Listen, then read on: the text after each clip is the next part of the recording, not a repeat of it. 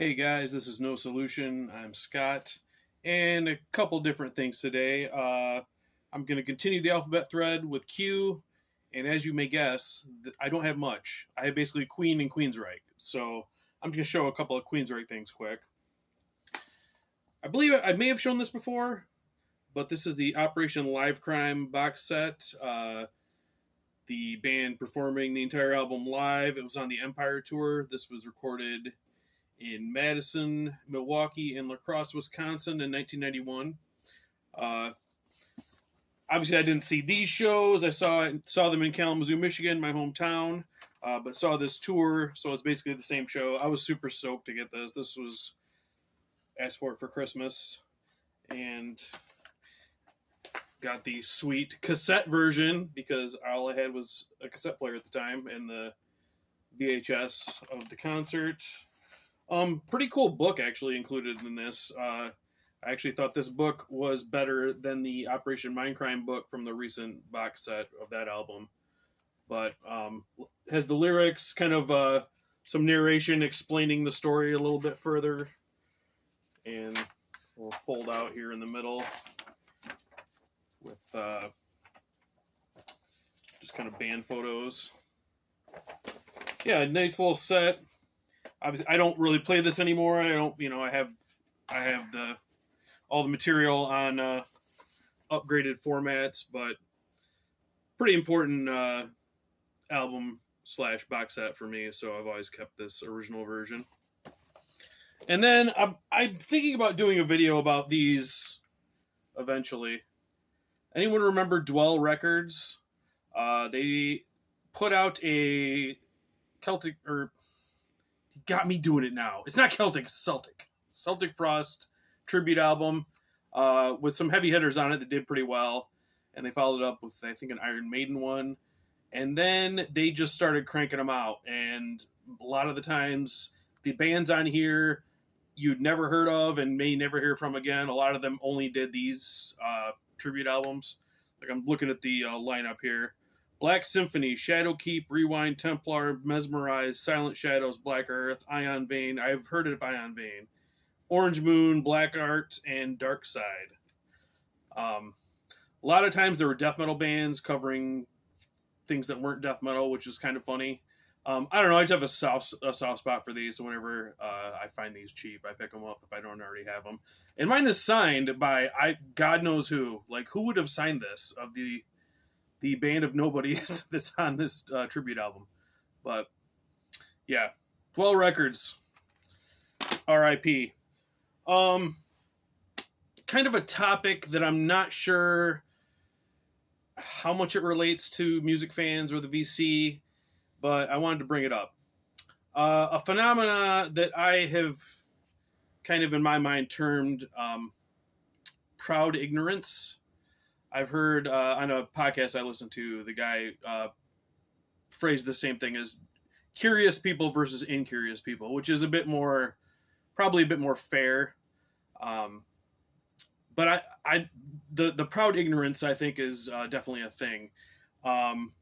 Now, with regards to music, I haven't seen it as much in kind of the videos I watch or the circles people I talk to.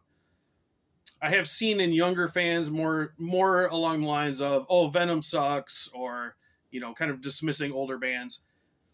But they at least know who they are, which, fair enough, you don't like them, you don't like them.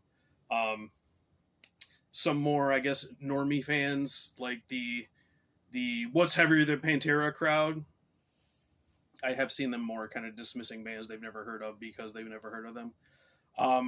I've seen this more in the wrestling fan community. Because a guy's from Japan or something, they'll say, "Oh, who cares about him? Who's that? Who knows?"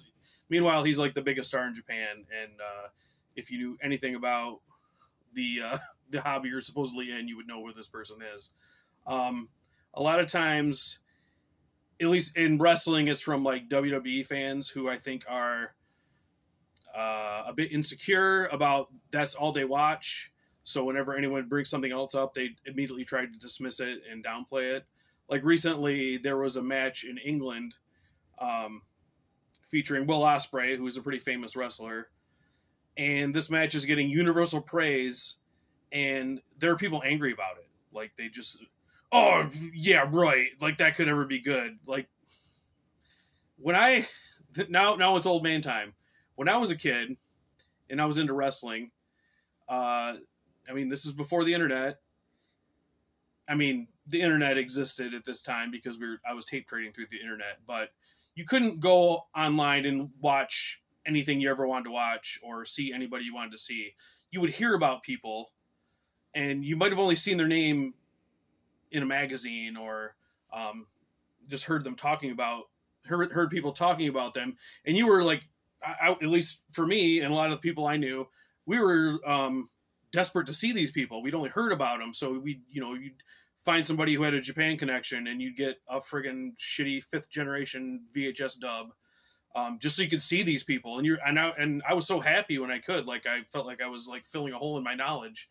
But now it seems like I hate to say younger people because I don't want to be that guy of kids today, but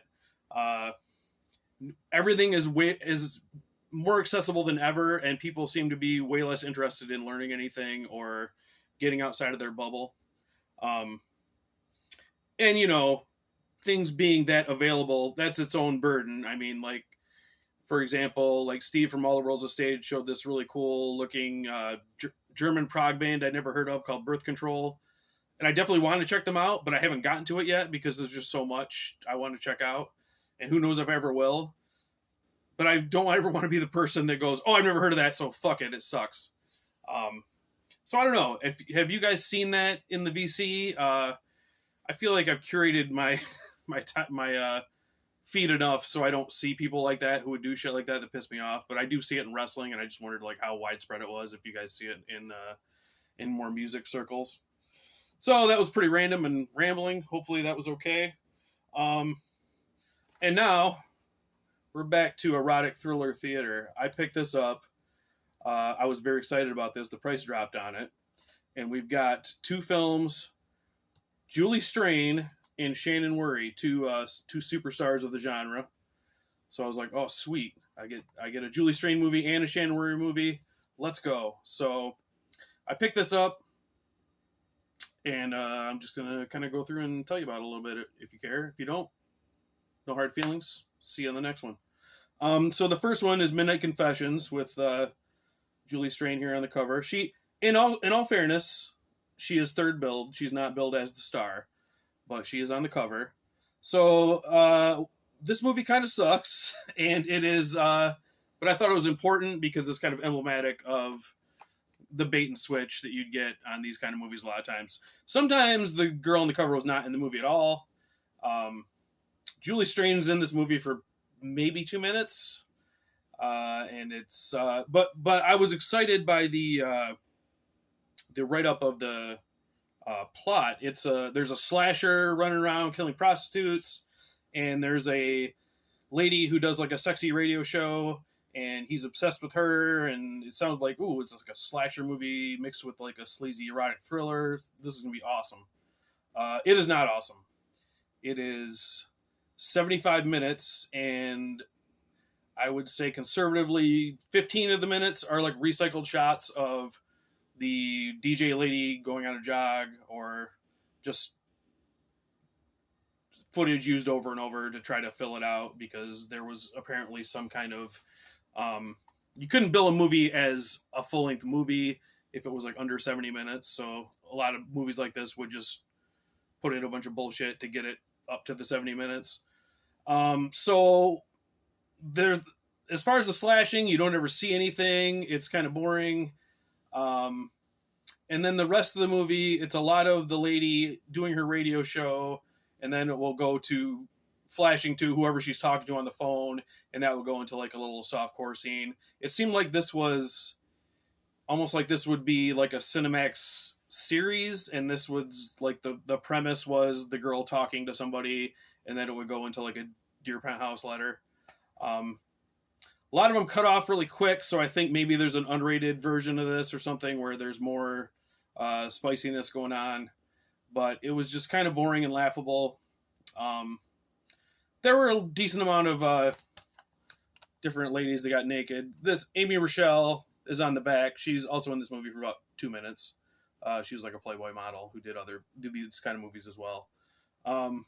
So yeah, as far as Midnight Confessions is a good example of one of those that had a cool cover and then didn't really do anything with it. So made by some dude with a pseudonym who only made porn. So not very good. On the other hand, we have Private Obsession starring Shannon Whirry. Shannon Whirry was like kind of like the step below Shannon Tweed, but she was gorgeous and had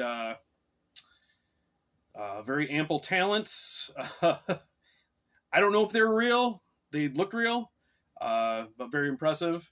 So this movie only has her naked, but she is very naked, and she's very naked for most of it. So this one she is a fashion model who is also a prominent feminist, and this dude here is obsessed with her, but also is mad that she's a feminist, and he wants to like put her in her place. So he kidnaps her and locks her in a room and tries to brainwash her. When she misbehaves, he turns the water off in her room and takes away her clothes and whatnot. And she has to use her feminine wiles to escape. And it was entertaining the whole way through. We got Bo Svensson in a role as a detective looking for her. He took over the Walking Tall role. He's kind of a lifer in these like drive-in type B movies. So getting up there in age here, but he's fun to watch.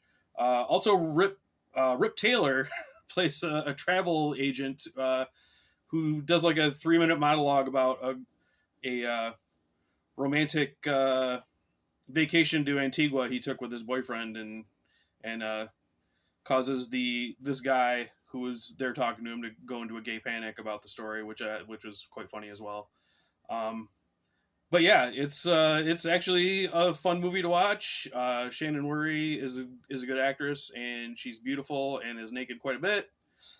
So if you're looking for some 90s sleaze, I would say Private Obsession is a winner.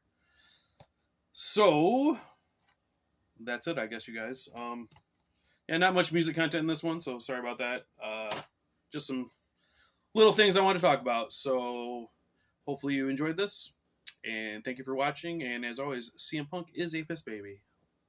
See you later.